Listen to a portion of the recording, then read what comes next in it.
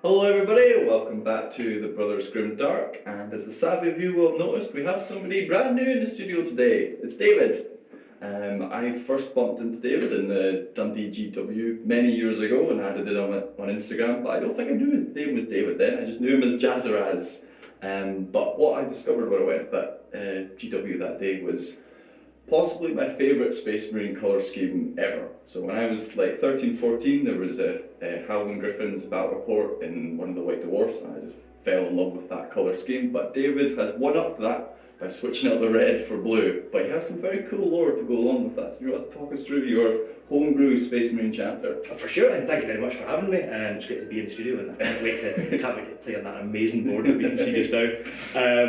So the chapters that I've got today are the Chimeras Rampant, and they are a very strong labour of love for me. I've always wanted to have a homebrew chapter that I kind of built from the ground up, that incorporated a lot of my little bits of my personality, little nods to friends, and I also wanted it to really strongly fit in with what I see as is a Space Marine force all the way through from when I started in 3rd edition, what I loved in 4th edition, the kind of changes in 5th. So I kind of started them from the ground up with a view of I'm going to build the army and the colour scheme and what kind of goes into a force generally, and then I'm going to tie the lore in with that so that I can kind of get everything that I want and have my cake and eat it a little bit. So the way that started out was I'm really into heraldry and coats of arms, and it's fairly geeky, but What's the whole thing? Yeah. So my coat of arms is blue and yellow. So I took that as the main colour scheme, but because I love coats of arms and trying to kind of improve my painting a little bit, I decided to also in every squad put on a coat of arms that is associated with one of my friends, or sometimes enemies on the battlefields of 40k. So every little squad has a little coat of arms of a pal, or some of the sergeants and heroes all have their own stuff. Such a lovely touch to just feed into the lore there as well. Like it's great, like a little nod to your friends and stuff. Even if it wasn't a little nod, it'd be amazing. But the fact that you've gone that extra mile to like get in contact with your friends and be like, what's your coat of arms look like? What do you want on a model? Like that's just a fantastic little touch. Like I love little details like that in armies in 40k. It's great. It does hurt when your pal that you're playing against with shits himself. Yeah. Like you would think that they would do well in that kind of game, but no, they always don't target the blade guard. You're the sergeant.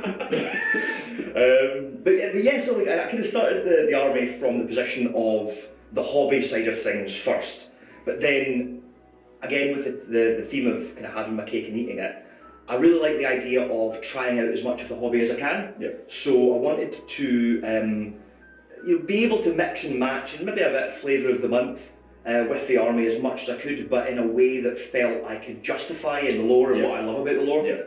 So the way that I went around that was I decided that Gilliman turning up with the Grey Shields and the Primaris Crusade was a really, really good opportunity, I thought, to introduce the idea of lots of different types of Space Marines fighting together. So the lore for them is that they were the 23rd Explorator fleet of the Indomitus Crusade that got trapped by some interminable forces that are, as of yet unexplained, might be the Eldar, we never know, that they got locked over in an area of the galaxy and have to forge for themselves. So rather than completely abandon the idea of eventually splitting off and being passed over to other chapters as Primaris recruits, they've all taken on the same heraldry and the same colours, but knowledge, kind of focus on fighting in their own aspects of how they come down from the 9 gene seeds of the original legions. Very cool, very cool.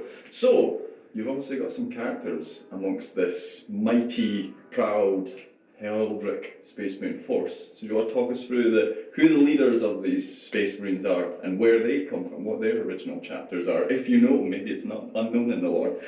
Some of the characters are shrouded in mystery in order to, one, let me change it sometimes, and two, I think that a little bit of the we don't want to talk about what gene seed we actually come from, because that's going to promote division in the chapter, and actually we want to bind ourselves, for the love of the Emperor, as a brotherhood, and have the Space Marines first and foremost. 100%.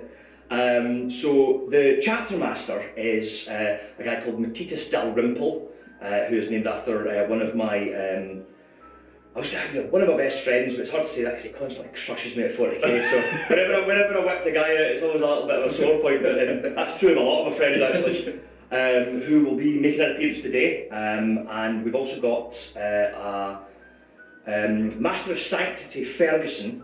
We have Chief Librarian. I don't think I've given him a name yet actually, which might have to come up today at some point. He's really shrouded in mystery. That guy, well, nobody knows who he is. He's the first and only firstborn in the army. Cool. So he was already on the planet that they have kind of taken over, Coleus Minora, as a fortress monastery, and we don't quite know why yet, but he's an incredibly powerful psyker. He's obviously an Astartes. He knows a lot about the local area and the local kind of star maps and stuff. So an incredibly important. Sounds like 1,000 some to me.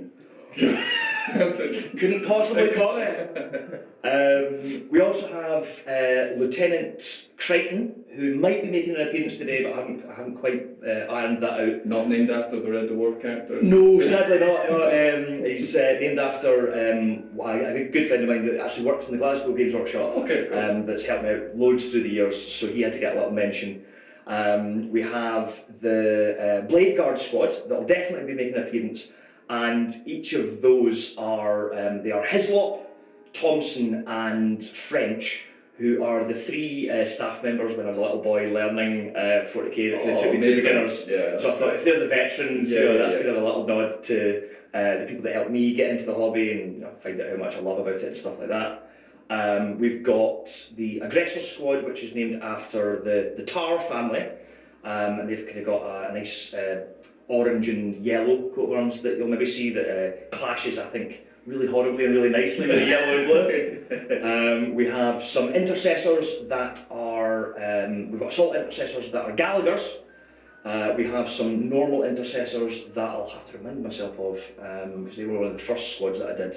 I think that they are O'Hares, but I'll double check. Is that a big unit of 10, that one, or is it 2 to 5? Well, so the crack with the coats of arms and stuff is that, again, tying into the whole hobby, feeding into the rules aspect, I thought, how can I make a squad look like it's a squad, but in the game be able to easily combat squad so that my opponent knows what's going on and so that it's easily kind of noted and stuff like that. So the sergeant in any squad isn't actually the guy that holds the arms. The number 2 holds his arms, and he's the sergeant when they split up. Yeah. So it's kind of traditional banner bearer kind of thing. Yeah, that's amazing. Yeah. And again, lets me have my cake and eat it. Have one squad that can be a little bit more versatile. But they're going to be 2 squads of 5 today. Cool. That might overlap and might help each other out, but they've got their own missions. Which is today for us, obviously, but for you on the other side of that screen is probably in a week or two's time that you'll be seeing the game. But for us, it's getting filmed today. We also have the Impulsor that is going to be taking Squad Gallagher about, and that's their dedicated transport. We have an Outrider squad, which again I don't believe that they've got a coat of arms quite yet, because I was running out of friends at that point, so I had to go and make some more. And we also have having sort of friend tryouts for that unit. See who's worthy of having their coat of arms put on them. I mean, it comes down to if you beat me in this game, there is not going to be a Brothers Grimdark one, but if you let me have the win, there might have to be a little dryad as a guy at some point. I mean, at least I've got my excuse if I do lose then. That's what I was doing it for the. I'm just trying to think what is left. I've got an apothecary that again he was the first tester model that I did for the Chimeras, and I never got round to giving him a coat of arms. But I've got enough coat of arms in my bits box that I can always slap one on at some point. And then I think the last thing is probably my favourite model of all time. That was a big pandemic project for me, which is Venerable Brother Owens, who is named after my best friend who I grew up playing Warhammer with, and is a filthy Alpha Legion player, sadly. Well, speaking of filthy things, you used a filthy Dark Angels model to build that. But you didn't paint it in Dark Angel's colour, so I'll let you off of it.